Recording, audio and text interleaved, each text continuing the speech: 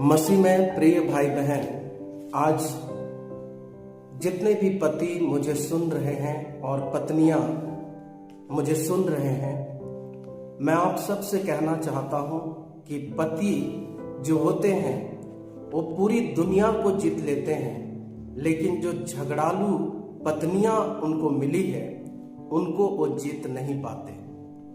और आपको पता है, पत्नियां भी जो झगड़ालू होती हैं वो कभी भी अपने आप को नम्र नहीं करते।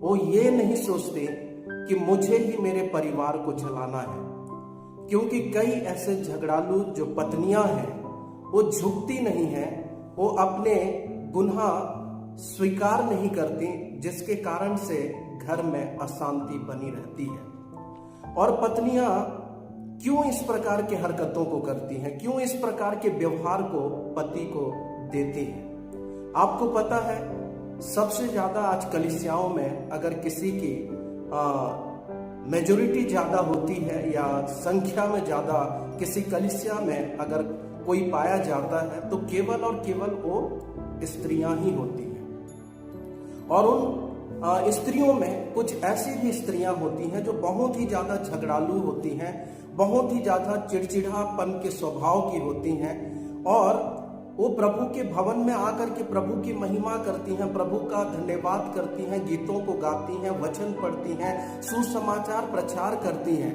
लेकिन वो कई बार इफिसियों 5 अध्याय उसके 21 और 22 वचन को भूल जाती हैं, जहां पर लिखा है कि पत्नियों को अपने पतियों के अधीन रहना है जैसे कि प्रभु के। अगर वो चिड़चिड़ी और जो गुस्सा करने वाली पत्नियां हैं, अगर आप प्रभु के अधीन रह सकते हैं, प्रभु के अधीन में आप अपना जीवन व्यतीत कर सकते हैं, लेकिन आप अपने पति के अधीन में होकर के जीना नहीं चाहते, तो आपका प्रभु की महिमा करना भी व्यर्थ है। क्योंकि ये प्रभु की आज्ञा है कि पत्नियां पति के अधीन रहें। और जिस दिन पत्नियां अपने घमंड को छोड़ देंगी और पति के अधीन रहेंगी, उस दिन से उनके घर में शांति, उस दिन से उनके घर में प्यार ही प्यार उमड़ आएगा। मेरे कहने का मतलब ये है, कई बहनें ये सोचेंगी कि हम भी कमा के खा सकते हैं, हमारे पास भी बहुत सारे हुनर हैं, हम भी पढ़े लिखे हैं, हम भी किसी से कम नहीं हैं। मैं ये नहीं कह रहा हूँ पति के अधीन हो जाना, इसका मतलब ये नहीं कि पति आपको कठपुतली के समान उपयोग करे। इसका कहने का मतलब मेरा ये है कि पति के अधीन होना मतलब पति को आदर देना और पति के साथ मिल करके हर काम को करना। तब आपके पति भी आपके कारण आनंदित रहेंगे, और आप कभी भी ये मत सोचिए कि वो आप पर हुक्म चला रहे हैं या आपको कठपुतली के समान इस्तेमाल कर रहे हैं। कई बार झगड़ा इसलिए उत्पन्न होता है कि पत्नियां, जो झगड़ालू पत्नियां हैं, वो झुकना नहीं चाहती हैं। कई बार झगड़ा का जो कारण होता है वो इसलिए होता है कि जो झगड़ालू पत्नियां होती हैं वो कभी भी संतुष्ट नहीं होती। उनको पति ला करके कुछ भी उनके सामने रख दे, फिर भी उनको पसंद नहीं है। वो कई बार दूसरे पतियों के साथ उनको तुलना करती हैं।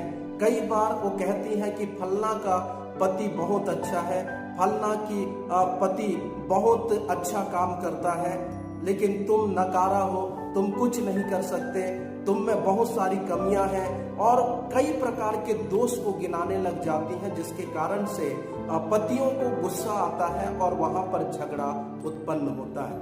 आपको पता है, उस झगड़ा में पति और पत्नी तो झगड़ा करते ही हैं, लेकिन नुकसान उसमें कई सारे लोगों को होता है। अगर उनके बच्चे होंगे तो सोचिए उसका प्रभाव कैसा पड़ेगा, उनके बच्चों में उसका बुरा प्रभाव पड़ेगा, और वो अपने घर में भी बुरा प्रभाव को लेकर के आएंगे। मैं अपनी पत्नी से बात कर रहा था कि पति पत्नी में झगड़ा क्यों होता है। आज पत्नियां क्यों पति को अपने पल्लू में बांध करके रखना चाहते हैं। आज पत्नियां क्यों अपने हिसाब से अपने पति को जीना सिखाते हैं।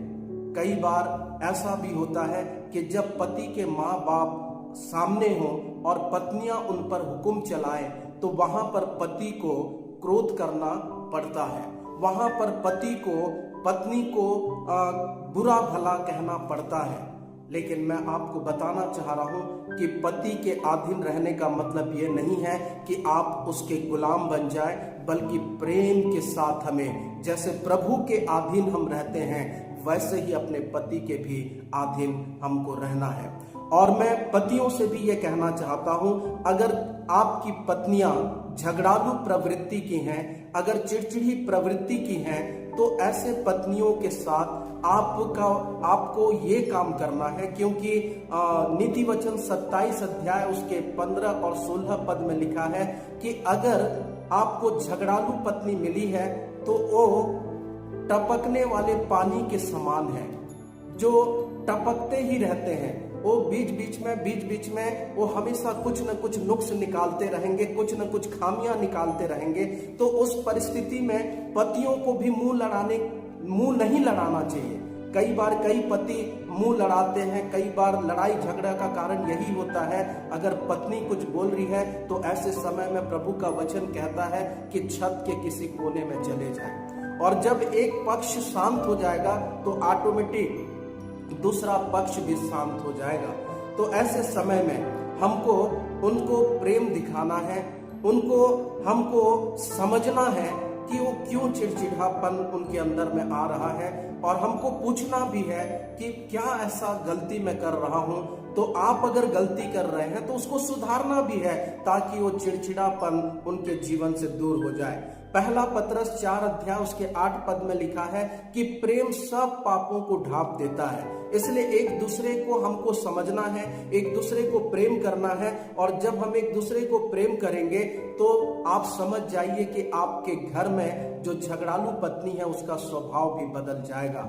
कई बार पति लोग गुस्सा इसलिए होते हैं कि पत्नियां आते ही उन पर कई प्रकार के बातों को करने लग जाती हैं। तो मैं पत्नियों से भी कहना चाहता हूं कि जब पति बाहर से काम करके आता है तो उस समय में पति को आप कुछ भी न कहें, बल्कि शांति के साथ आप लोग बात करें। और जब शांत होकर के बात करेंगे तो हर चीजों का आपके लिए सुझाव मिलेगा, आपके लिए हर प्रकार के रास्ते खुलेंगे। अन्यथा आपके घर में लड़ाई और झगड़ा होते रहेंगे। अगर आपको गुस्सा आ रहा है तो एक पक्ष विशेष करके शांत हो जाए, नहीं तो फिर उसके कई घाटे हैं, उसके कई नुकसान हैं। आज तलाक क्यों होता है? इसी कारण तलाक होता है। आप झुकना नहीं चाहते, इसलिए झुकना सीख जाइए। और जिस दिन पत्नियां झुकना सीख जाएंगे उस दिन झगड़ालू शब्द अपनी पत्नी के जीवन से लोग हटा देंगे, और प्रेम करने वाली पत्नी के नाम से उसे जाना जाएगा, पहुनाई करने वाली पत्नी के नाम से जाना जाएगा, समझदार पत्नी के नाम से जाना जाएगा।